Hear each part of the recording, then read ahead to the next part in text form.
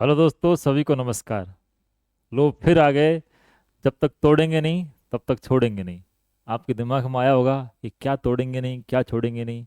आपने माजी the mountain man movie देखी होगी। उसका बहुत प्रसिद्ध डायलॉग है कि जब तक तोड़ेंगे नहीं तब तक छोड़ेंगे नहीं। तो हमारा इस क्लास से क्या ले देना, इस डायलॉग का ये लेने देना कि आपका जो डर है, आंसर राइटिंग का आपका जो डर है, जब तक उसको हम तोड़ेंगे नहीं तब तक हमारे ये सेशन हम छोड़ेंगे नहीं। ये लगातार चलते रहेंगे हमारे सेशन। जब तक जैसे ही आपको कंफर्ट जोन आने लगेगा, आप अपनी आंसर राइटिंग करने लगेंगे, तो फिर हमारी जो मेहनत है वो साकार होगी। लगातार हमारे सेशन इसके दोस्तों आते रहे हैं। आपने देखा होगा इंट्रोडक्शन, कंक्लूजन, फिर उसके बाद फॉर्मेटिंग, उसकी टेलवर्ड्स किस तरीके से हैं। तो जो पिछली क्लास हमारी रही थी टेलवर्ड्स की, हमने एक एक टेलवर्ड को पकड़ के जो है उसका एक्सप्लेन किया था। आज उसका ही हम जो है एक्सटेंड वर्जन जो है, मतलब उसमें कुछ वर्ड्स जो है टेलवर्ड्स वो रह गए थे, उनको आज शानदार एक्सप्लेन करेंगे। अब मेरी शुरुआत, जो आज की क्लास की शुरुआत है, वो हमने एक विशेष डायलॉग से करी। उसका कारण है कि आप लोगों का जो कंफर्ट जोन है, मुझे पता है आप लोग आंसर राइटिंग से थोड़ा सा जो है भयभीत हैं, क्योंकि उसका कारण है आप अपने कंफर्ट जोन से बाहर नहीं निकलना चाहते। अब कई लोग हैं जो इस कंफर्ट जोन में हैं कि वो पढ़ाई करने से ही डरते हैं। तो पढ़ाई ना करना, ऐसे ही पड़े रहना, रील्स चलाते रहना, इंस्टाग्राम, फेसबुक, व्हाट्सएप, वो उनका कंफर्ट जोन हो रखा है। कुछ लोगों ने हिम्मत करके उस कंफर्ट जोन से निकल के, जो ग्रोथ जोन होता है, एक ग्रोथ जोन होता है, एक कंफर्ट जोन होता है। अगर आप कंफर्ट जोन से निकलते हैं तो आप पहुंचते हैं ग्रोथ जोन में। क्योंकि आपकी ग्रोथ होने वाली है अगर आप कंफर्ट जोन से आप निकल के आ रहे हो तो कुछ लोगों ने उस इंस्टाग्राम और जो सोशल मीडिया का जो जंजाल है, जो उनका कंफर्ट जोन बना हुआ है, या और भी कोई, कुल मिला के पढ़ाई नहीं कर पाना, नहीं करना, आराम करना, वो उनका कंफर्ट जोन है। वहाँ से निकल के पढ़ने की तरफ आए भी हैं, पढ़ भी रहे हैं, ऑब्जेक्टिव पेपर में अच्छा भी कर रहे हैं। तो अब ऑब्जेक्टिव पेपर अटेम्प्ट करना उनका कंफर्ट जोन बन गया। अब उनके लिए चैलेंजिंग काम हो गया सब्जेक्टिव पेपर को करना। जैसे ही हरियाणा वाली वैकेंसी आई तो उनके दिमाग में एक नया जो है, नया डर पैदा हुआ कि भाई सब्जेक्टिव पेपर को कैसे सॉल्व करें। तो ये कंफर्ट जोन है आपका, कि आप उस दायरे से बाहर नहीं निकल पा रहे हैं, आप प्रैक्टिस नहीं कर पा रहे हैं। तो वो मैं कह रहा हूँ ना कि एक, ये हो सकता है आपको ये बहुत ज़्यादा टिपिकल काम लग रहा हो, लेकिन जब आप इसको धीरे धीरे करके प्रैक्टिस करना शुरू कर देंगे, इसकी लिखना शुरू कर देंगे, तो आप यकीन मानेंगे। मैं आज आज की क्लास हमारी विशेष कुछ इस तरीके से रहने वाली है कि मैं कॉपी भी लेके आया हूँ कि किस तरीके से जो है हमारे स्टूडेंट्स जो हमारे डेली प्रैक्टिस प्रोग्राम से जुड़े हुए हैं, वो कैसे आंसर राइटिंग कर रहे हैं, और कैसे उसकी हम कॉपी जो है, उनकी कॉपीज़ को हम चेक कर रहे हैं। और हमारा जो ये daily answer writing practice program है वो किस तरीके से चल रहा है, कैसे हम सब्जेक्टिव क्वेश्चंस डालते हैं, कैसे ऑब्जेक्टिव क्वेश्चंस डालते हैं, उस सब पर मैं बीच में चर्चा करने वाला हूँ। तो बात थी आपके कंफर्ट जोन की। तो आपने दोस्तों एक मूवी देखी होगी, माजी द माउंटेन मैन। अगर आपने नहीं देखी तो मैं कहूँगा कि आप उसको ज़रूर देखें। बहुत ही ज़्यादा मोटिवेशनल मूवी है। किस प्रकार एक दशरथ मांझी नाम के व्यक्ति, एक घटना उनके साथ होती है और उसके बाद में किस तरीके से वो पूरा, उस घटना का इम्पैक्ट इतना आता है कि एक पहाड़ को तोड़ देते हैं, पहाड़ को तोड़ के एक रास्ता बना देते हैं। तो उस मूवी का एक दृश्य मुझे याद आता है। ये ये मैं आपको वो जो वास्तव में ओरिजिनल जो गांव है, जिस गांव में उन्होंने ये पूरा पहाड़, आपको पीछे दिख रहा होगा, दशरथ मांझी साहब जो है, उन्होंने ये पूरे पहाड़ को काट के, खुद ने अकेले के दम पर पूरे पहाड़ को काट के, और इस तरीके से जो है ये रास्ता पूरा निकाल दिया। ठीक है। तो उसमें एक डायलॉग है, वो मुझे कुछ ना कुछ जो आपकी समस्या है उससे रिलेट लगा, उससे जुड़ा हुआ लगा, इसलिए मैं उसको आपको बताना चाहूँगा। उसमें एक बात चलती है, एक पत्रकार जो है माउंटेन, जब ये तोड़ रहे हैं, पहाड़ को तोड़ रहे हैं माजी साहब, तो उनके पास पत्रकार आता है और वो बैठा हुआ है, उनसे बातें कर रहा है। तो वो पूछता है कि माजी साहब, आप जो ये पहाड़ तोड़ रहे हैं, इसकी ताकत आपको कहाँ से मिलती है?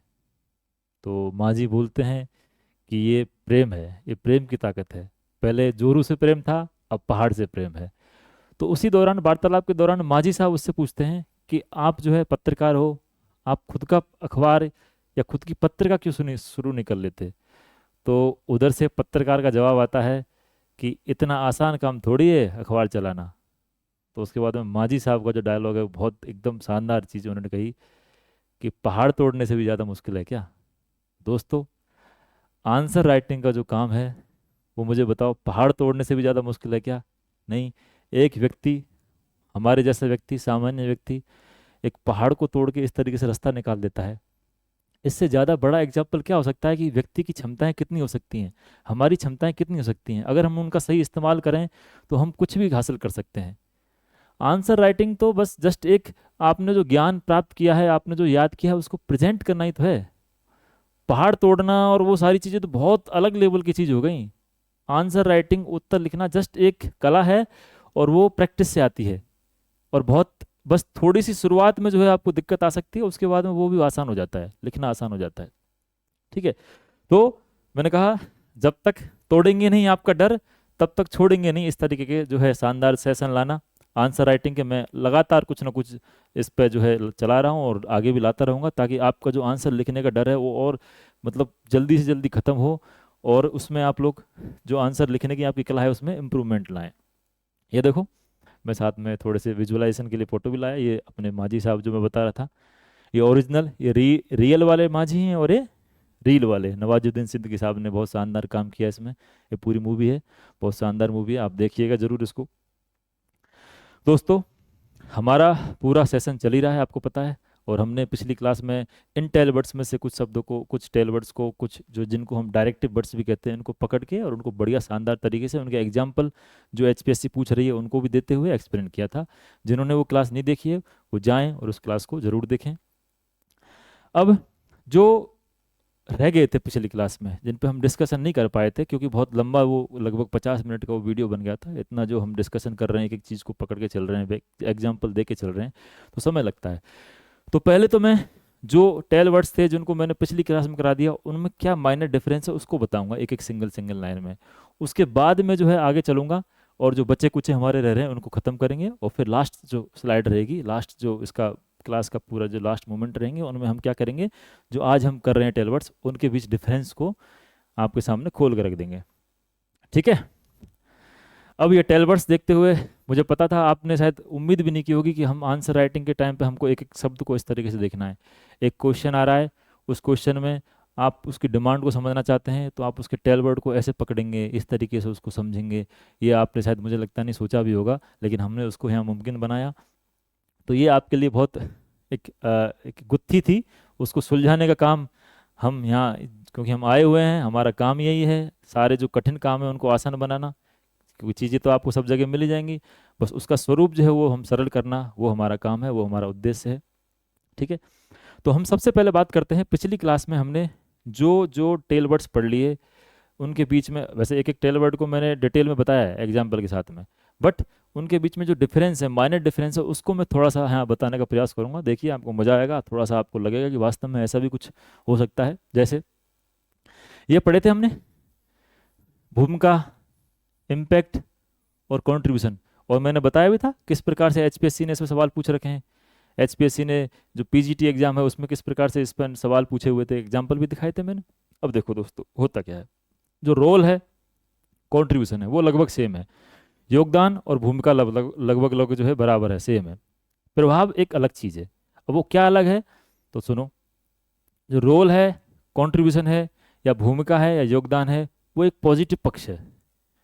ठीक है, और जो प्रभाव है, वो प्रभाव में दोनों चीज़ आती हैं, नेगेटिव भी और पॉजिटिव भी। ध्यान रखना, अगर किसी चीज़ का आपसे रोल पूछा गया है, योगदान पूछा गया है, किसी विद्वान का योगदान पूछा गया है, जैसे वारेनियस का योगदान पूछा गया था, पीजीटी वाले मैंने क्वेश्चन बताया था, तो उसमें आपको बताना है कि उसने कुछ ऐसे क्या काम किए कि उसमें जो भूगोल से क्या उसका क्या योगदान क्या रहा, उसका कॉन्ट्रीब्यूशन क्या रहा, तो उसकी पॉजिटिव साइड जो है हमें बतानी है। ठीक है, अगर योगदान पूछा जाए और अगर पूछा जाए भूमिका, तो हमें किस पे बात करनी है, उसका सकारात्मक क्या पक्ष रहा है, सकारात्मक योगदान का रहा है, इस पे बात करनी है। ठीक है, कोई व्यक्ति हो सकता है, या कुछ भी जो है, कोई कंसेप्ट हो सकता है, कोई थ्योरी हो सकती है, उसका क्या रोल रहा है, क्या कंट्रीब्यूशन रहा है, तो हमें किस पे बात करनी है, ध्यान रखना, पॉजिटिव पक्ष पर, सकारात्मक पक्ष पर बात करनी है। सिंपल सी बात है, आपको कुछ लोगों को पता भी होगी। इम्पैक्ट जब भी आ जाए, ध्यान रखना, इम्पैक्ट के अंदर हमें दोनों चीज़ों पर बात करनी है। इम्पैक्ट पॉजिटिव भी होता है, इम्पैक्ट नेगेटिव भी होता है। एक तरीका ये हो गया, जब मैंने आपको बताया था कि जब आंसर की बता रहा था मैं इसमें, कि इम्पैक्ट लिखने के भी दो तरीके होते हैं। एक तो हम सकारात्मक नकारात्मक बता देते हैं, एक बताते हैं हम सामाजिक प्रभाव, आर्थिक प्रभाव, राजनीतिक प्रभाव, सांस्कृतिक प्रभाव। ठीक है, इस तरीके से बहुत सारे जो एक थीम बेस अपन उसको बताते हैं, तो ये भी हो सकता है। तो ये हो गया योगदान, भूमिका और प्रभाव। आया समझ में? सिंपल सा डिफरेंस है। योगदान और जो भूमिका है वो पॉजिटिव पक्ष लेना है, प्रभाव में दोनों पक्ष लेने हैं, इसके नकारात्मक और पॉजिटिव क्या जो भी उसके इम्पैक्ट क्या पड़े हैं। अब एक आया था डिफरेंशिएट करना, कंपेयर करना। अब देखने में दोस्तों ये आसान बिल्कुल सेम से लग रहे हैं और सेम से ही है, ज़्यादा अंतर है नहीं। इसमें थोड़ा सा अंतर आपको अलग देखने को मिलेगा। कैसे? अगर सवाल आता है कि अंतर स्पष्ट कीजिए और सवाल आता है दूसरा तुलना करिए, तो कई लोग जिन्होंने इन चीज़ पर कभी इस कीवर्ड पर कभी विचार नहीं किया होगा वो तुलना में भी वही लिख के आएंगे और अंतर में भी वही लिख के आएंगे। ध्यान रखना मित्रों, दोस्तों, तुलना करने का अगर आ जाए तो आपको अंतर भी बताना है और आपको समानता भी बतानी है। अगर तुलना वाला आ जाए तो आपको क्या बताना है? समानता भी बतानी है और भिन्नता भी, दोनों बतानी है। ठीक है? तुलना अगर पूछ ली जाए कि नहीं दो, जैसे पैंक और डेविस में तुलना करवा दी, तो आपको बताना है कि पैंक और डेविस में समानताएं क्या क्या हैं उसकी, जो उन्होंने चक्र दिए हैं, और जो उनकी विभिन्नताएं क्या हैं, अंतर क्या हैं, वो भी बताना है, ये तुलना में। और अगर आ जाए डिफरेंशिएट, अंतर कीजिए, तो आपको बताना है कि क्या अंतर है, समानता उसमें आपको नहीं बतानी है। ठीक है? सिंपल सी बात, समझ में आ गया? इसमें केवल विभिन्नताओं की बात करनी है अंतर में, और तुलना में दो चीज़ें आ जाएंगी, क्या क्या? एक समानता और एक भिन्नता। ठीक है? ये हम पहले बात कर चुके हैं डिटेल में, मैं थोड़ा सा जो माइनर अंतर था उसको यहाँ आपको बता रहा हूँ। उसके बाद में एक और आया था अपने सामने, हमने देखा था डिलिनिएट कीजिए, चित्रित करिए। ठीक है? इसको चित्रित करिए भी लिखते हैं एचपीएससी वाले, और हाईलाइट कीजिए यानी प्रकाश डालिए, इस तरीके से पूछा जाता है। तो ये भी ज़्यादा कोई इसमें दिक्कत नहीं, सिंपल सा है। किसी विषय का सटीक और क्रमबद्ध विवरण देना है आपको, किसमें? डिलिनिएट में। मैंने बताया था चित्रित करना कोई बहुत ज़्यादा ऐसा वो दिखने में लगता है कि चित्रित कीजिए, पर चित्रित करना एक तरीके से वर्णन करना ही होता है। किसी चीज़ के बारे में हमको पूरा एकदम डिटेल से उसके बारे में बताना है। देखो, किसी कोई विषय है उसका सटीक और क्रमबद्ध वर्णन हमको करना है, सटीक और सिस्टमेटिक जो उसका विवरण हमको देना है। अब हाईलाइट में क्या है? हाईलाइट थोड़ा सा इससे अलग है। हाईलाइट में हमें एक एक पॉइंट जो है, एक एक पॉइंट उसके जो किसी भी प्रश्न के जो पक्ष हैं उनको लेते हुए चलना है और उसका वर्णन करना है। ठीक है? उसके बाद ये हमने पिछली क्लास में सारे डिस्कशन करे हुए हैं, डिटेल में डिस्कशन करे हुए हैं। जिन्होंने नहीं देखी है वो जाएं और हमारी पिछली जो है क्लास उसको देखें, और बढ़िया तरीके से इनके उदाहरणों को जब आप देखोगे तो आपके दिमाग में और अच्छी समझ बनेगी। अब आज हम जो हमारे पिछली क्लास में रह गए थे उनको कर लेते हैं। टिप्पणी करें। देखा होगा आपने, बहुत सारे पेपर्स में देखा होगा, टिप्पणी करें, कमेंट करें।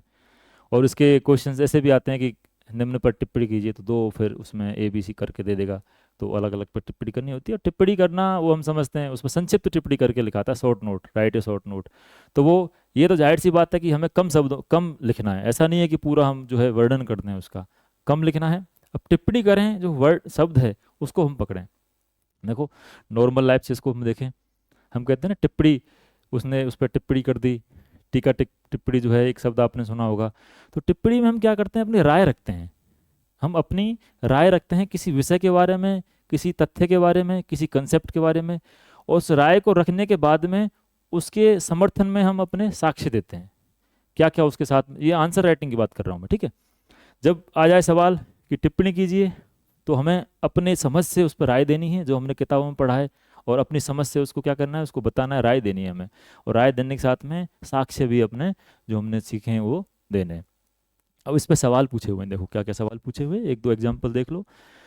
टिप्पणी कीजिए, जैसे सिंपल सा मैं पीजीटी के पीसीएस मेंस के एक बार रहने दो, अगर हम पीजीटी की बात कर लें, क्योंकि ज्योग्राफी विशेष का ये पूरा सिस्टम है। तो पीजीटी में देखो सवाल कैसे, एक स्टेटमेंट दे दिया, एक इसमें स्टेटमेंट देकर कहेगा इस पर टिप्पणी कीजिए, तो उस स्टेटमेंट में आपको अपनी राय देनी है, और साक्ष्य जो है इसमें जो भी आप देना चाहो दे सकते हैं, आपको जो लगेगा सूटेबल। देखिए सवाल है, प्लेट टेक्टोनिक के सिद्धांत को विस्तृत करते हुए इस कथन पर टिप्पणी करें। क्या, पहले तो आपको देखो ये इसको वर्णन करना है, विस्तृत करना है, किसको? प्लेट टेक्टोनिक थ्योरी को। दूसरा जिस पे वो टिप्पणी करवा रहा है, टिप्पणी किस पे करवा रहा है? एक स्टेटमेंट दे दिया, क्या स्टेटमेंट है? हिमालय प्लेट टेक्टोनिक प्रक्रिया का उत्पाद है, ये स्टेटमेंट है, हिमालय प्लेट टेक्टोनिक प्रक्रिया का उत्पाद। अब ये स्टेटमेंट आया है, अब इसको आपको अपनी राय देनी है। आप बताइए कि हिमालय जो है प्लेट टेक्टोनिक प्रक्रिया का उत्पाद है, प्लेट विवर्तन की सिद्धांत के माध्यम से उसको समझाना है, किस तरीके से दो प्लेटें जब आई हैं और उसमें जो अवसादों में वलन पड़े हैं वो सारी चीज़ें आप बताओगे। फिर आप साथ में वो पूरा टाइम पीरियड बता के कौन कौन सी प्लेटें वो सब बताओगे एक तरीके से, वो साक्ष्य हो गए किस तरीके से आए, क्या किस तरीके से चीज़ें चली हैं, आगे मूवमेंट हुआ है उसमें। फिर उसके बाद एक एग्जाम्पल और लो, देखो एक स्टेटमेंट और आ गया, विश्व में केवल 5% भूमि पर, विश्व में केवल 5% भूमि पर 50% जनसंख्या निवास करती है। तो 5% पर कितनी जनसंख्या, 50%। जबकि 70% भूमि पर केवल 5%। ये बहुत बढ़िया स्टेटमेंट है, ये आप एनसीईआरटी किताब में भी आपको ऐसा स्टेटमेंट देखने को मिलता है। अब इस स्टेटमेंट को ले लिया और इस पर कह रहा है टिप्पणी कीजिए, तो वही आपको अपनी टिप्पणी देनी है, आपको बताना है, आपको अपनी राय बतानी है, और साथ में बताना है कि किस प्रकार से जो है जो टॉप बर्ड जो कंट्री हैं, जो कुछ कितना एरिया वो कवर कर रहे हैं, और फिर उनमें जनसंख्या कितनी ज़्यादा है, और कुछ जो उनका एरिया बहुत ज़्यादा है लेकिन जनसंख्या उनमें कम है। तो ऐसे एग्जाम्पल देते हुए साक्ष्य आपको इसमें देने हैं। ठीक है, थोड़ा सा इसको जो है आप समझ लीजिए वापस से एक बार, टिप्पणी करें अगर सामने आया है तो आपको राय देनी है, ठीक है, और उसके तर्क संगत रूप से उसको प्रमाणित भी करना है, साक्ष्य उसमें आपको देने हैं, आपको सबूत ही देने हैं एक तरीके से। ये डेप्थ ऑफ एनालिसिस की बात करें तो मीडियम है ये, ठीक है, अगर इस तरीके से सवाल पूछा जा रहा है तो मीडियम है। और मैंने नोटिस किया है एचपीएससी जो सवाल पूछ रही है वो ज़्यादा हाई लेवल के जो डेप्थ एनालिसिस नहीं करवा रही है, वो मीडियम और नॉर्मल जो है हाई करवा रही है। वेरी हाई जो है वो बहुत कम देखने को मिला है, मैं बताऊंगा अभी किस तरीके से। ठीक है, तो अगर आजा टिप्पणी कीजिए तो अपनी राय संक्षेप में दें, अपनी राय संक्षेप में दें, और उसे सटीक तथ्यों से समर्थन दें। ठीक है, तथ्य फैक्ट जो है सटीक फैक्ट लिखें तो उसका समर्थन दें। एग्जाम्पल देख लो, जलवायु परिवर्तन के प्रति वैश्विक समुदाय की प्रतिक्रिया पर टिप्पणी करें। अब देखो पहले तो आप इसको गोला लगाओ, क्लाइमेट चेंज की आपको बात करनी है, और प्रतिक्रिया किसकी देखनी है, वैश्विक समुदाय की। अब इस पे आपको टिप्पणी करनी है, इसका मतलब आपको अपना बताना है, आपने पढ़ा होगा चीज़ों को, तो आपको क्या लगता है क्लाइमेट चेंज है उसके लिए पूरा विश्व समुदाय कितना अवेयर है, कितना सिंसियर है। तो आप बताओगे उसमें एक एक चीज़ को, आप कहोगे कि हाँ सिंसियर है, उसमें चीज़ें बताओगे कि भाई अलग अलग तरह के सम्मेलन समय समय पर किए जाते हैं। फिर उसके साथ में आप ये पक्ष भी बता दोगे कि अगर मैं कहूँ कि ये जो है सीरियस भी हैं, लेकिन सीरियसनेस जो है वो बहुत ज़्यादा लंबे समय तक नहीं दिखती है, सम्मेलन कर लेते हैं लेकिन उसके रिजल्ट जो हैं, जो लक्ष्य जो रखे जाते हैं वो लक्ष्य समय पर प्राप्त नहीं हो रहे, तो ये एक तरीके से कम सीरियसनेस भी उनकी जो है दिखाता है। तो अपनी जो आपकी जो राय है उसको बताना है। अब ये रही बात प्रस्तावना, बोले तो इंट्रोडक्शन। इंट्रोडक्शन में क्या करता है ये मैंने पूरा बता रखा है कैसे करना होता है, पूरी एक क्लास ले रखी है। तो जलवायु परिवर्तन की गंभीरता सीरियसनेस को बता दीजिए इंट्रोडक्शन में। मुख्य भाग में देखो, जैसे एग्जांपल मैंने इसमें दे दिया, पेरिस समझौते के तहत वैश्विक प्रयास किए गए हैं, और उसके बाद में इन देशों की जो विकासशील हैं, विकसित देश हैं, इनकी क्या भूमिका उसमें रही है।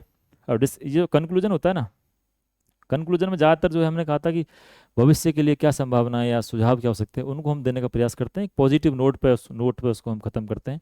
ठीक है, तो ये हो गया टिप्पणी करें। अब बात करते हैं जांच करें, एग्जामिन करें, जांच करें। ठीक है, इसको भी मैं नॉर्मल लाइफ से रिलेट करना चाहूँगा।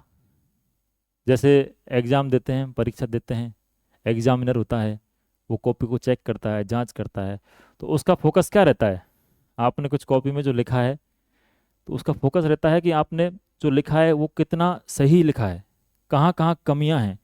एक तरीके से आलोचनात्मक दृष्टि वो हमेशा रखता है, उसमें जहाँ कमियां लगती हैं उसको काट कर उसके फिर मार्क्स भी को काटता है। आपने नोटिस की होंगी चीज़ें। जैसे मैंने कहा था ना कि इस क्लास में हम कॉपीज भी हम लेके आएंगे, तो अभी एकदम से ध्यान आया मुझे कि जांच करें वाले से दिमाग में आई बात कि किस तरीके से जो है हमारी कॉपियाँ जो है किस तरीके से चेक कर रहे हैं, कैसे टेस्ट हमारे जो डेली प्रैक्टिस प्रोग्राम है वो चल रहा है। तो देखो एक स्टूडेंट की मैं कॉपी लेके आया हूँ, स्टूडेंट कोड 48, ये अपने मार्क्स रोल नंबर वगैरह देते हैं। अब पूरा एक पेज पर जो पहला पेज है ये इस पे हम कर देते हैं कि भाई आपके मार्क्स कितने हैं। जैसे पहले क्वेश्चन में 7 नंबर लाए और साथ में इसमें क्या उसका कमेंट उस पर डाला है कि क्या कमी है या क्या अच्छा है, जो भी है हम हर चीज़ बता देते हैं उसमें। ये इस तरीके से 15 क्वेश्चन के टोटल मार्क्स जो हैं इनके 95 150 में से अच्छा स्कोर है। सब्जेक्टिव पेपर में स्कोर कम ही रहता है, ध्यान रखना, आपको 10 में से 10 नंबर कोई देने वाला नहीं होता। ठीक है, फिर अगले पेज पे देखो हम फीडबैक भी बता दिया हमने, जहाँ जहाँ इनकी कमियाँ लगी हैं हमको एक साथ, जो कलेक्टिव कमियां हैं वो, बाकी तो हर क्वेश्चन के साथ कमियां हम बताते हैं। एक ये जो देखो कई एक एक मैसेज भी, कुछ लोगों ने मैसेज भी करे कि भाई सर ये इंग्लिश जो हिंदी मीडियम वाले बच्चे हैं उनको इंग्लिश वर्ड कितने यूज़ कर सकते हैं। हालांकि इस पर एक पूरा मैं सेशन लेके आऊँगा कि हिंदी मीडियम वालों को इंग्लिश कितना यूज करने की जो है छूट मिलती है, कितना यूज कर सकते हैं। पर एक थोड़ा सा बेसिक आप देख लो कि जो हिंदी मीडियम का व्यक्ति है वो इंग्लिश वर्डों को कम से कम यूज करेगा। जो उसकी आंसर है उसमें कम से कम जो है आपको यूज करने हैं। और जो कई, जैसे अब कोई व्यक्ति भूगोल को ज्योग्राफी लिख दे तो ये तो गलत है। भूगोल सिंपल से शब्द है, उसमें भी आप उसको इंग्लिश करोगे, सिंपल आपको जैसे भूगोल लिख दिया, अगर ऐसा कोई आता है, ठीक है। तो जो टिपिकल इंग्लिश वर्ड हैं या जो इनकी हिंदी बहुत ज़्यादा कठिन होती है उसको आप इंग्लिश में लिखना चाहते हैं, तो ध्यान रखना आपको रोमन में नहीं लिखना है, आपको लिखना है देवनागरी में। देवनागरी में कैसे? जैसे मैं कह रहा हूँ ज्योग्राफी, तो एक तो ज्योग्राफी को लिखता है व्यक्ति, ज्योग्राफी को लिखने का तरीका एक तो होता है कि भाई GEOGRAPHY, ये होता है रोमन तरीका, और एक होता है या फिर उसमें आधा जा ऐसे करके, ये होता है देवनागरी। तो आप देवनागरी में जो है लिख सकते हैं चीज़ों को, लेकिन वो भी लिमिट है, वो भी 10-15% से ज़्यादा आप नहीं लिख सकते। हाँ, जो डायग्राम होते हैं, जो चित्र होते हैं, उनमें आप इंग्लिश के वर्ड यूज़ कर सकते हैं रोमन में, ठीक है। इसमें ज़्यादा परेशान होने की जरूरत नहीं है, इस पर एक पूरा सेशन मैं लाऊंगा एग्जाम्पल्स के साथ में, ठीक है। बहुत जल्दी ही उसका सेशन हम लाएंगे, इसके बाद नेक्स्ट सेशन जो रहेगा। ये देखो, जैसे ये जियोमॉर्फोलॉजी का मेगा टेस्ट हुआ, हर यूनिट के टॉपिक वाइज टेस्ट होते हैं हमारे डेली प्रैक्टिस प्रोग्राम में, उसके बाद में उस यूनिट का रिवीजन टेस्ट होता है जिसको हम मेगा टेस्ट कहते हैं। उस मेगा टेस्ट में जैसे एक सवाल आया कि स्थलाकृतिक विकास से संबंधित डेविस और पेंग के विचारों का तुलनात्मक प्रस्तुत करें, तुलनात्मक, ठीक है, उनमें तुलना करनी है, तुलनात्मक अध्ययन प्रस्तुत करें। तुलना करनी है तो पूरा इसकी जो है हमने अभी बात करी, सारी तुलना करनी है, कैसे करनी है। तो इसमें इन्होंने जो जो कमियां रखी हैं उनको हमने बताया भी है, मेंशन भी किया है। जैसे इनके मार्क्स 10 में से 7 आए। अब इंट्रोडक्शन इन्होंने जैसे अलग अलग लिख दिया, तो इंट्रोडक्शन हमेशा एक पैरा में लिखना है आपको, इन्होंने यहाँ बीच में छोड़ दी जगह, तो इस तरीके से आपको भी ध्यान रखना है। कोई चित्र अगर ऐसे सामने आपने देखो, बहुत बहुत अच्छा है इनका जो इम्प्रूवमेंट हमें देखने को मिला है, चित्र भी बहुत सही तरीके से बना रहे हैं, इंट्रोडक्शन भी अच्छा लिख रहे हैं। जहाँ जहाँ कमी आती है उसको हम मेंशन भी कर देते हैं, ठीक है। अब एक कमी जैसे इनकी ये है कि इन्होंने चित्र लिखा है, चित्र बनाया है, लेकिन चित्र में जो है मेंशन नहीं किया कि चित्र किस चीज़ का है, डेविस का है या पेंग का है, किसका प्रदन चक्कर का चित्र है, ठीक है। तो हमने यहाँ जैसे इसको मेंशन कर दिया कि आपको चित्र क्या है बताना है। ये बहुत अच्छे से तरीके से उन्होंने आंसर लिखा है। वो कह रहे हो ना, प्रैक्टिस करोगे तो धीरे धीरे आपको भी ये सब चीज़ें, आपको थोड़ा सा ऐसा लग रहा होगा, लेकिन आप जब करोगे, करने बैठोगे, खुद पे काम करोगे, खुद की राइटिंग स्किल पे काम काम करोगे, तो ये सारी चीज़ें आप ढंग से कर सकते हैं। जैसे इन्होंने यहाँ भी नहीं लिखा है चित्र किसका है, तो इस पर हमने चर्चा कर ली।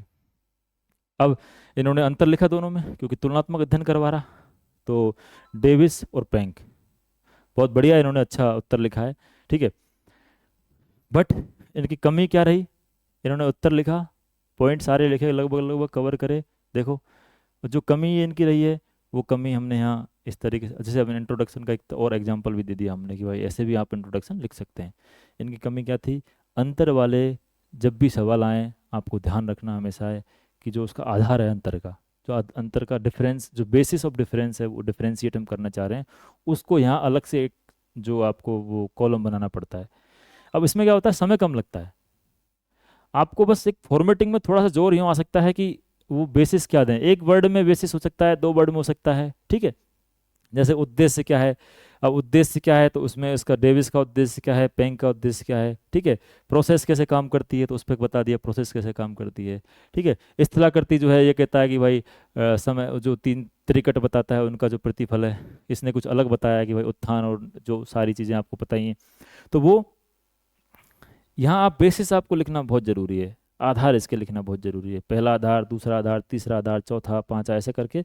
और फिर आप जब आप सीधा लिखोगे तो आपको समय भी कम लगेगा, क्योंकि इस आधार वाले वर्ड को आपको यहाँ 2 बार रिपीट करना पड़ रहा है, और अभी सिर्फ आपको 1 बार लिखा और आपने बस कीवर्ड में यहाँ पर उसके जो है उत्तर लिख दिए। जैसे अभी यहीं मैं बता देता हूँ एक बार, इन्होंने ये लिख रखा है यहाँ, एक कॉपी जो है हम बता रहे हैं, इसमें देखो ये डेविस और पेंग के इन्हें डिफरेंस किया है। तो ये क्या करना चाहते थे, देखो उद्देश्य क्या था इनका, तो ये उद्देश्य करना चाहते थे कि स्थल रूपीय विशेषताओं का वर्णन करना था इनका उद्देश्य। तो अब इसमें क्या करना था इनको, सिंपल सा लिखना था उद्देश्य, और डेविस का उद्देश्य क्या है, स्थल रूपीय विशेषताओं का वर्णन। बताओ, सिर्फ एक कीवर्ड, ये डेविस, ये वो, कुछ नहीं।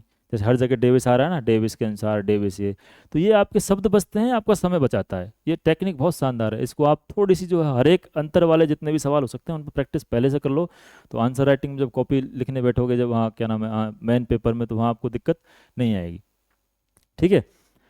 जैसे अगला मैं देखूँ, डेविस के अनुसार स्थलाकृतिक जो है संरचना परिक्रमावस्था का प्रतिफल है।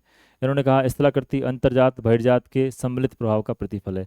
तो आपको बेसिस क्या बनाना है, स्थलाकृति लिख देना है, बस सामने क्या लिख देना है आधार में, स्थलाकृति, और इसमें आप लिख देते संरचना प्रक्रम और अवस्था का प्रतिफल, बस इतना सा। ठीक है। और उसके बाद में इसमें आप बात करेंगे कि भाई यहाँ लिख दो अंतर्जात और बहिर्जात बलों का सम्मिलित प्रभाव के का प्रतिफल, बस। ये डेविस के अनुसार, इसके अनुसार, बार बार लिखने की जरूरत नहीं है, यही आंसर राइटिंग स्किल यही है बस। इनको आती हैं सारी चीज़ें।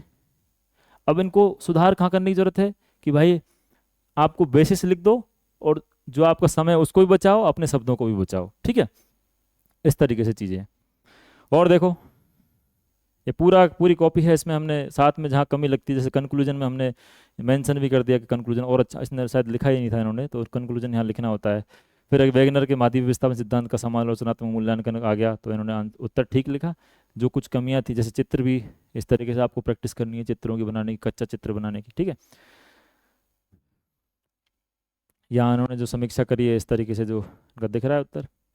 अब हाँ, एक जैसे इसमें कमी है कि ये क्या कर रहे हैं कि जो उत्तर लिख रहे हैं, जो हेडिंग है उसमें अंडरलाइन नहीं कर रहे हैं, जो कुछ कीवर्ड होते हैं, जो इंपॉर्टेंट वर्ड हैं उनको अंडरलाइन नहीं कर रहे हैं। होता क्या, एग्जामिनर एक एक शब्द को नहीं मतलब जो एग्जामिनर कॉपी चेक करता है वो एक एक शब्द को चेक नहीं करता, कई बार जल्दी में होता है तो वो जल्दी जल्दी स्पीड से दिखता है, तो उसको जो कीवर्ड वो दिख जाते हैं वो समझ जाता है कि हाँ इसको समझ है, इसने उत्तर लिखा है। तो आप जो मेन पॉइंट हैं उस उत्तर के आपके, उनको, या लाइन है कोई इस तरीके से कोई स्टेटमेंट है, उसको बढ़िया अंडरलाइन कर दो।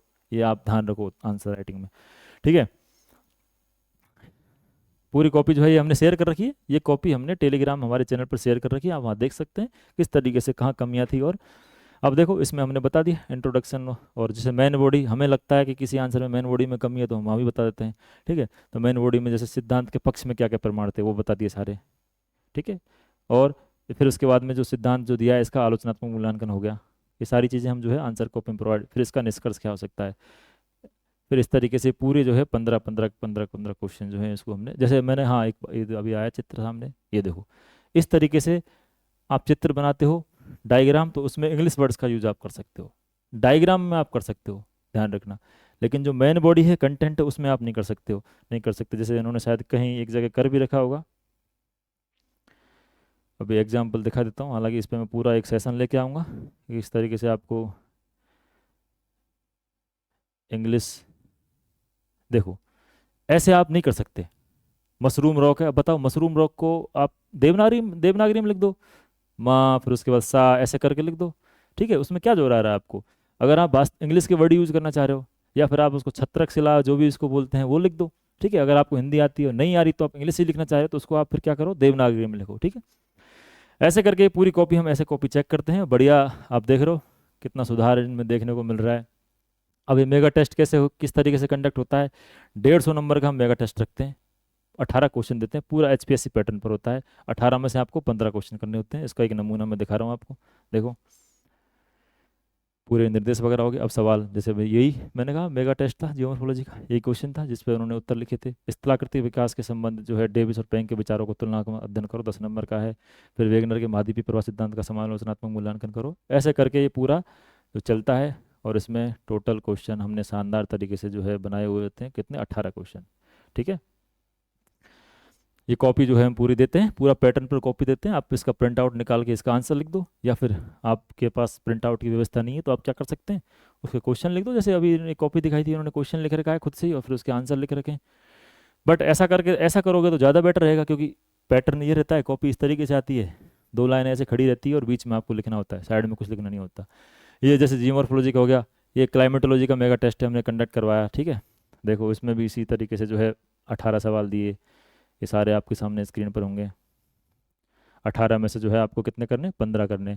ऐसे ही जो है, क्योंकि हमारी फिजिकल ज्योग्राफी हो गई है, फिजिकल ज्योग्राफी की हमने जो है पिछले 25-30 दिन में जो है 4 यूनिट कवर कर ली हमने। इस तरीके से हमारा डेली प्रैक्टिस चल रही है, डेली टेस्ट होते हैं। ये मेगा टेस्ट में आपको दिखा रहा हूँ। अब जो कोई नया ज्वाइन करना चाहेगा तो उसके लिए है कि वो पिछले वाले टेस्ट दो और हमें कॉपी भेजो, और हम उसको बिल्कुल एकदम नए तरीके से उसको वापस जो है शुरू करेंगे। तो घबराने की जरूरत नहीं है जिसने जो लेट हो गया है ज्वाइन करने में। ठीक है, ये जैसे हमने किसका है, एनवायरनमेंट ज्योग्राफी का, अभी एनवायरनमेंट ज्योग्राफी हुई है उसका, नहीं ओशियोनोग्राफी का ये मेगा टेस्ट है। ठीक है, ये सारी चीज़ें जो है आप देख पा रहे हैं। उसके बाद में वो एनवायरनमेंट ज्योग्राफी का, ये ओशियोनोग्राफी का। ठीक है, ये देखो हमारे ओशियोनोग्राफी के मैं एक एग्जांपल दे रहा हूँ, डेली टेस्ट कैसे होते हैं। डेली टेस्ट कैसे होते हैं वो देख लो। जैसे टॉपिक है warm, cold current, waves and tides. ठीक है, जो गर्म और ठंडी जो धाराएं हैं वो जल धाराएं, और वेव तरंगें, और जो ज्वार भाटा, उस पर ये टॉपिक है, पर्टिकुलर टॉपिक पकड़ा और उस पर 5 सवाल हमने बना दिए। 5 सवाल बना दिए, देखो कैसे, ये दिख रहे हैं आपको सामने स्क्रीन पर। ये पांचों के पांचों सवाल हैं। अब इसको क्या करनी है, ये आपके इसके जब जिस दिन वो शेड्यूल होता है उस दिन टेस्ट अपलोड कर देते हैं, और आपको उसके आंसर की जो राइटिंग की प्रैक्टिस करनी है, और आंसर राइटिंग प्रैक्टिस करने के बाद में उसकी पीडीएफ बना के आप हमको भेजते हो, जैसा कि हमारे सभी साथी कर रहे हैं। फिर उसमें हम बताते हैं कि कहाँ कहाँ कमियाँ हैं। ठीक है, इस तरीके से हमारा ये पूरा, देखो अलग अलग टॉपिक की ये डेली देख लो। ये वैसे हम टेलीग्राम पे भी लगभग लगभग हमने शेयर कर रखे हैं। अब कोई कहे सर स्क्रीनिंग टेस्ट के लिए कैसे करवा रहे हैं, स्क्रीनिंग टेस्ट के लिए देखो डेमो टेस्ट हमने अपलोड भी कर रखे हैं, आप वहाँ भी देख सकते हो, और मैं यहाँ थोड़ा सा नमूना भी लाया हूँ। जैसे सवाल आ गया, ये सवाल है, ये ऑप्शंस हो गए, और उसकी व्याख्या इतनी शानदार तरीके से चित्र वगैरह डाल के, हिंदी इंग्लिश दोनों मीडियम में चल रही है हमारी पूरी टेस्ट सीरीज। जैसे बेंजिया शब्द का सर्वप्रथम प्रयोग किसके द्वारा किया गया, ठीक है, तो इसकी पूरी व्याख्या है शानदार तरीके से। ये देखो, ये पूरा वेगनर साहब, पेंजिया किस तरीके से, क्या स्थिति, महाद्वीपीय प्रवाह सिद्धांत किसने प्रवाह, ये ऐसे करके टोटल जो है डेली प्रैक्टिस में हमारे 30 सवाल लगभग रहते हैं, ऑब्जेक्टिव की बात करूँ तो। और सब्जेक्टिव में डेली में कितने रहते हैं, 5 सवाल। ठीक है, ये थोड़ा बताना बहुत ज़रूरी था, मुझे पता है। अगर आप डेली प्रैक्टिस इस तरीके से करते हो तो आपका जो ये डर है, ये जो फियर है, ये ओवरकम आप इस पर कर सकते हो। ये आप इससे जो है आप भाग रहे हो ना आंसर राइटिंग से, इससे आप भाग नहीं सकते, क्योंकि आपको करना ही है देर सवेर। अगर आप सोच रहे हो हम स्क्रीनिंग की करके फिर करें, फिर आपको 1-2 महीने मिलेंगे मैक्सिमम, और 2 महीने में फिर आप देखना करके आपको कितना जोर आने वाला है। इसलिए इसको साथ साथ में अभी से लेके चलो। चलिए नेक्स्ट हम आते हैं, ये सारी चीज़ें हैं हमारा। जांच करें तो जांच करें, देखो हमने कॉपी जांच कर रखी थी, तो हमने क्या करा है उसमें, ये इससे भी समझ में आ जाएगा जांच करें। एग्जामिन कैसे किए, हमने पूरी कॉपी देखी, और उसमें जहाँ जहाँ कमियां थी उसका आलोचनात्मक विश्लेषण हमने दृष्टि रखते हुए जो है उसमें चीज़ें बताई। तो यही है, गहराई से जांच और आलोचनात्मक दृष्टिकोण आपको रखना है। एनालिसिस जो है वेरी हाई है, तो ये सवाल इसके मैंने देखे नहीं है। जांच करें एग्जामिन का कोई सवाल एचपीएससी के पिछले पेपर्स में मैंने देखा नहीं है। ठीक है, मैंने कहा ना कि वेरी हाई वाले बहुत कम पूछे जाते हैं। एक एग्जाम्पल ले लो थोड़ा समझने के लिए। भारत के उत्तरी मैदानी क्षेत्रों में बाढ़ की समस्या की जांच करें। अब जांच करें तो जांच करने में फिर क्या आएगा कि पहली बात तो समस्या है, तो समस्या के कारण होंगे। कारण कौन कौन से हो सकते हैं, मानव जनित हो सकते हैं, प्राकृतिक कारण हो सकते हैं। तो एक एक कारण को पकड़ते हुए उसकी जांच करनी है, आपको बताना है कि इसका ये कारण है, तो ये कारण किसके पीछे क्या जो रीजन है वो किस तरीके से है, क्या उसकी भूमिका है, ठीक है, कैसे उसको चेंज कर रहा है, कैसे बाढ़ लाने में वो जो है उसका बाढ़ का कारण बन रहा है, वो सब देखते हुए आपको इस तरीके से जो है एक एक पहलू को पकड़ते हुए चलना है। फिर आता है आलोचनात्मक विश्लेषण करें। ये भी वेरी हाई कैटेगरी का है। वेरी हाई कैटेगरी के नहीं पूछ रखे एसपीएससी ने, फिर भी हमें समझते हुए चलना है कि भाई अगर ऐसा पूछ लिया जाता है तो हम क्या करें। ठीक है, तो आलोचनात्मक आलोचनात्मक जो विश्लेषण है या क्रिटिकली एनालाइज करवा रहे हैं तो उसमें क्या होगा। ठीक है, बहुत डेप्थ इन डेप्थ एनालिसिस है। ठीक है, और वही बात आपको आलोचनात्मक दृष्टिकोण रखना है, तो आपको उसकी कमियां और उसके जो मजबूत पक्ष है दोनों पर विचार करना है। ठीक है, ये इस ध्यान रखना, और फिर लास्ट में जो है उस पर बैलेंस एक अप्रोच रखते हुए उस उत्तर को आपको खत्म करना है। तो क्रिटिकल एनालाइज का सवाल आ जाए तो किसी भी जो जिस पे वो पूछ रहा है, जिसके बारे में क्रिटिकल एनालाइज करवा रहा है, तो उस पर आपको क्या करना है, उसका पॉजिटिव, उसका नेगेटिव, या फिर उसको कह दो उसकी कमियां दोष, या उसकी मजबूती क्या है, उसकी स्ट्रेंथ क्या है, उस पर चर्चा करके और फिर दोनों को बैलेंस कर देना है। जैसे सवाल है, भारत की शहरी विकास नीतियों का आलोचनात्मक विश्लेषण करें। भारत की शहरी विकास नीतियों का, ठीक है, सवाल इसकी प्रस्तावना जो इंट्रोडक्शन है, निष्कर्ष पर ज़्यादा हम जाएंगे नहीं। देखो पॉजिटिव और नेगेटिव दोनों पक्ष ले लिए। पॉजिटिव में क्या क्या है इनको डिटेल में आपको बताना है, और नेगेटिव में क्या क्या है ये आपको डिटेल में बताना है। स्पष्ट करें।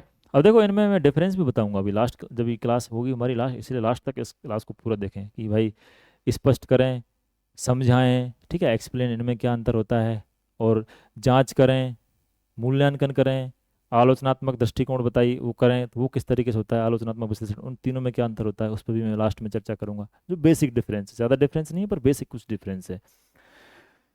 देखो इलस्ट्रेट या एग्जामिन, इसको जो है एग्जामिन भी एक्सप्लेन भी कहते हैं, इसको क्या कहते हैं, एक्सप्लेन।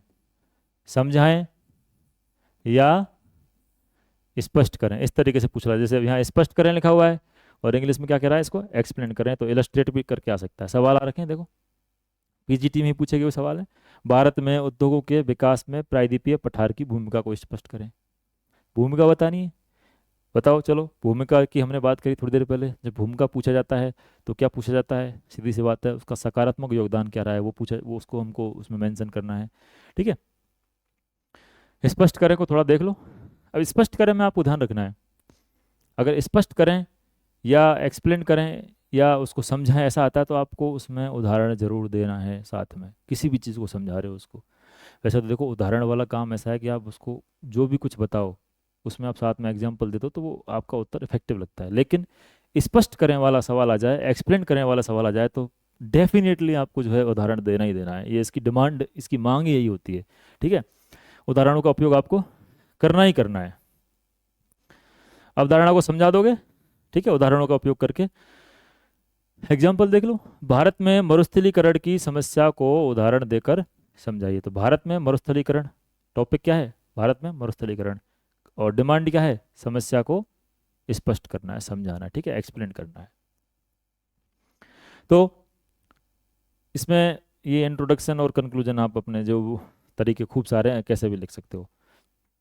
अब इसके मुख्य भाग की बात करें तो आप उसमें जो क्या पूछा है, समस्या पूछी है, तो समस्या जब पूछी जाती है तो उसका कारण आता है, उसका प्रभाव आता है उत्तर में। ठीक है, सीधी सी बात है, लेकिन इतना तो हमको मेंशन ही करना पड़ता है। अब मैं बात कर रहा हूँ एग्जाम्पल की, तो एग्जाम्पल इसमें साथ में आपको लिखना ही लिखना है। जैसे थार के रेगिस्तान का एग्जाम्पल आप पूरा लिख दो कि किस प्रकार से थार के रेगिस्तान में समस्या आ रही है, कैसे मरुस्थलीकरण बढ़ रहा है, उससे क्या क्या इम्पैक्ट देखने को हमें मिलते हैं। ठीक है, इस सब पर आपको चर्चा करनी है। समझाएं एक्सप्लेन, वही सेम चीज़ है, ज़्यादा अंतर नहीं है, बस एचपीएससी ने दोनों टर्म को पूछ रखा है। ठीक है, समझाएं भी कर रखा है, और इससे पहले हमने क्या देखा, ये स्पष्ट करें भी कर रखा है। तो स्पष्ट करें और समझाएं, ध्यान रखना, स्पष्ट करें और समझाएं। एक्सप्लेन दोनों के लिए एक्सप्लेन कह रहा है, देखो इसके लिए भी क्या कह रहा है, एक्सप्लेन द इम्पोर्टेंस, तो दोनों के लिए एक्सप्लेन इंग्लिश में यूज कर रहा है। तो सीधी सी बात है, दोनों सेम ही होंगे। इसमें आपको ध्यान रखना, आपको उदाहरण साथ में जरूर लिखने हैं। ठीक है, ये क्वेश्चन आ रखे हैं, जैसे प्रोजेक्ट टाइगर क्या है आपको बताना है, प्रोजेक्ट टाइगर क्या है। फिर इस प्रोजेक्ट टाइगर जो है, इसकी भारत में वन्य संरक्षण के तहत उसका महत्व क्या है उसको समझाना है। ठीक है, तो समझा दो, बता दो उसमें किस तरीके से भारत में इसका जो ये प्रोजेक्ट टाइगर आया है तो किस तरीके से टाइगर्स की संख्या में बढ़ोतरी देखने को मिली है, और क्या क्या इसका जो प्रभाव पड़ा है वो सब बता दो। ठीक है, एग्जाम्पल दे के बताओगे, एग्जाम्पल जाहिर सी दोगे कि पहले इतने थे फिर इतने हो गए। समझाएं एग्जाम्पल, इसमें देखो ये अब मैं एग्जाम्पल लेके आया कि भाई प्लेट टेक्टोनिक सिद्धांत की प्रक्रिया को समझाएं। ठीक है, तो ये आप एग्जाम्पल देखो, मैंने एग्जाम्पल भी मेंशन किया है। एक एग्जाम्पल आप दे दोगे जब समझाने की बात करेगा, तो हिमालय का निर्माण का एग्जाम्पल इसमें मैंने मेंशन किया है। ठीक है, सारी चीज़ें वही है, आपको उत्तर का कंटेंट लगभग जो आपने याद किया है वही लिखना होता है, बट उसकी फॉर्मेटिंग जो है वो कैसे रखनी है, डिमांड क्या है उसको ध्यान में रखते हुए उसकी फॉर्मेटिंग हमको रखनी होती है। और डिमांड किससे पता चलती है, टेलवर्ड से, डिमांड का पता चलता है टेलवर्ड से, और उत्तर की फॉर्मेटिंग फिर डिमांड के हिसाब से ही होती है। अब ये देखो, पूछे हुए भी नहीं गए लेकिन फिर भी बहुत सिंपल से हैं। डिफाइन करो किसी चीज़ को, परिभाषित करो। तो क्या है, किसी एक्सपेक्टेड आंसर क्या होना चाहिए, किसी अवधारणा की सटीक परिभाषा दे दें, और उसके अलावा कोई ज़्यादा बहुत ज़्यादा उसमें चीज़ें मत डालें। ठीक है, तो ये बहुत कम पूछ, इसका जो डेप्थ ऑफ एनालिसिस देखो बहुत लो है, तो ये पूछा भी नहीं जाता, सीधी सी बात है। जलवायु परिवर्तन की परिभाषा दें, ऐसे सवाल नहीं पूछे जाएंगे। बस ये मैं आपको बताना चाह रहा था कि ऐसे करके कीवर्ड भी या टेल वर्ड्स भी हो सकते हैं। सूचीबद्ध करें, सूचीबद्ध करें। ठीक है, एनोमरेट ये वाला, ये भी बहुत बिल्कुल मैंने देखा नहीं कहीं पूछा गया है, बट सिंपल सा था, थोड़ा सा बताना था कि अगर सूचीबद्ध करें तो आपको क्या है, कोई भी जो आया है उसके मुख्य बिंदुओं को व्यवस्थित सूची प्रदान करना है। ठीक है, सिंपल सी बात है। इस पे जैसे ये पूछ लिया, भारत में प्रमुख वन प्रकारों को सूचीबद्ध करें, तो ये सवाल आपके नहीं पूछे जाते, बस थोड़ा सा दिमाग में रखो, अगर क्या पता एग्जाम के दिमाग में चल जाए आ जाए तो वो पूछ ले, तो इसलिए आपको पूरा सब सूची बनानी होती है। ये देख लो थोड़ा सा, जस्टिफाई सही ठहराएं, तो वो सिंपल समझ में आ रहा है कि जो कुछ स्टेटमेंट देगा और कहेगा इसको जस्टिफाई करो, तो आपको क्या करना है, उसका बस वो है आपको बताना है कि हाँ ये चीज़ होती है और ये कैसी होती है, उसके पीछे का जो कारण है वो आपको बताना है। ठीक है, ये हमने सारे, बधाई हो, ये सारे टेलवर्ड्स हमने जो है ख़त्म कर लिए। आपने पूरे धैर्य के साथ इसको सबको सुना भी है, और मैं बता रहा हूँ आप इसका इम्पैक्ट भी आपको देखने को मिलेगा। एक एक चीज़ को जब आप इतनी गहराई से समझ लिए, एक एक शब्द को आपने इतना शानदार तरीके से समझ लिया है, तो आपके उत्तर लेखन में भी बहुत ज़्यादा इम्पैक्ट जो है आप देख पाएंगे। थोड़ा सा मैंने कहा था लास्ट में जो है मैं डिफरेंस बताऊंगा, जैसे मैंने अंतर तुलना और वहाँ ऐसे करके बताया था। तो ये चीज़ें जो हमने अभी पढ़ी, पिछली क्लास में भी देखी थी थोड़ी सी, जैसे ये है एग्जामिन, ठीक है, इवेल्युएट और क्रिटिकली एनालिसिस कीजिए, ये तीन चीज़ें। अब इनमें क्या डिफरेंस है, आपको देखने में बिल्कुल सिंपल सेम लगती हैं, ठीक है, और ज़्यादा अंतर है भी नहीं वास्तव में। जैसे एग्जामिन की बात करें, हम जांच करने की बात कर रहे हैं, हमने कहा कि आलोचनात्मक दृष्टिकोण आपको रखना है, ठीक है। तथ्यात्मक और साक्ष्य की गहराई की जांच करना, तो आपको फैक्ट लेवल और जो उसके जो साक्ष्य क्या हो सकते हैं उनकी जो है आप पूरी तरीके से उसमें चीज़ें मेंशन करनी है। एवेल्युएट करना, मूल्यांकन करना, विषय की प्रभावशीलता और प्रासंगिकता। अब इसमें थोड़ा सा एक पॉइंट ये ऐड हो जाता है, अगर मूल्यांकन करने वाला आ जाता है, सवाल आता है मूल्यांकन कीजिए, तो आपको उस जो भी कंसेप्ट है उसकी प्रासंगिकता भी साथ में बतानी है कि ये कितना रिलेवेंस है, ठीक है, मूल्यांकन वाले में। उसका मूल्य एक तरीके से, इस तरीके से ध्यान रख लो कि मूल्य भी उसका आपको बताना है, उसकी प्रासंगिकता भी आपको बतानी है, ठीक है। इससे थोड़ा ये अलग हो गया। फिर आता है आलोचनात्मक विश्लेषण करें, तो ये तो सिंपल सा सीधी सी बात है, बात भी करके आ चुके हैं अभी हम। सकारात्मक और नकारात्मक दोनों पहलुओं को लेते हुए पूरा उसको आपको विश्लेषण करना है, ठीक है। तो ये थे सारे टेलवर्ड्स जो हमने देखे। हमने 2 क्लासों में आंसर की डिमांड को कैसे जानें, कैसे समझें, फिर उसके हम आगे जाएंगे तो पता चलेगा डिमांड को समझने के लिए टेलवर्ड्स होते हैं। टेलवर्ड्स को एक एक को हमने पकड़ा, एक एक का हमने जो है शानदार तरीके से उसको डिस्क्राइब करके एक एक चीज़ समझाते हुए चले। फिर सब में डिफरेंस भी हमने बताया ताकि आपके दिमाग में कन्फ्यूजन नहीं रहे। तो बहुत शानदार तरीके से जो है हमने इस टेलवर्ड्स वाली क्लास को ख़त्म किया 2 सेशन के अंदर। अब हम अगली जो क्लास है, इसकी जो सेशन हमारे चल रहे हैं ये आंसर राइटिंग के, उस क्लास में मैं कोशिश करूंगा एक तो सेशन जो है उसका कि इंग्लिश वर्ड्स कितने यूज कर सकते हैं उनका एग्जाम्पल लेके साथ में किस तरीके से क्वेश्चन देके वो लेके आऊँ। 1-2 क्लास में हम डिस्कस करेंगे कि भाई जो भारत का मैप है, विश्व का मैप है, नक्शा है, वो किस तरीके से आपको स्पीड में बनाना है, चित्र को कैसे बनाना है आपको, ठीक है। तो ऐसे करके इसके सेशन जो है हम लगातार जैसे जैसे डिमांड होगी, जैसे जैसे बच्चे जो जो स्टूडेंट्स हमसे जुड़े हुए हैं वो पूछते जाएंगे, कह हमसे कुछ जो डिमांड रखेंगे कि भाई सर ये चीज़ समझ में नहीं आ रही, तो उसका सेशन हम यहाँ पर लेके आ जाते हैं। दोस्तों बहुत शानदार तरीके से हमने इस क्लास को ख़त्म किया। उम्मीद करता हूँ आपको पसंद भी आया होगा, सारा हमारी मेहनत दिख भी रही होगी आपको। तो आपसे एक रिक्वेस्ट, एक निवेदन, कृपया इस क्लास को ज़्यादा से ज़्यादा अपने दोस्तों तक शेयर करें, ताकि हम जो मेहनत कर रहे हैं, ये मेहनत, हमारी जो मेहनत है, इसका फल जो है, लाभ जो है वो अधिक से अधिक लोगों को मिले। और जाहिर सी बात है जो नंबर्स दिखते हैं, तो ये मैं बार बार बोलता हूँ, जब हमें नंबर्स दिखते हैं उसमें आप कमेंट करते हो, लाइक करते हो, शेयर करते हो, तो फिर हमें मोटिवेशन मिलता है, और ज़्यादा मेहनत करने के लिए मोटिवेशन मिलता है। और हमारी फीस बस यही है, सीधी सी बात है, आप उस पर अच्छा अच्छा रिएक्शन देते हो या कमी भी आप हमारी बता सकते हो कि हमने सर यहाँ कमी रख दी, तो उसमें हम सुधार करने की कोशिश करते हैं, ठीक है। तो आपने इस पूरी क्लास को देखा, बहुत बहुत धन्यवाद। Thank you so much.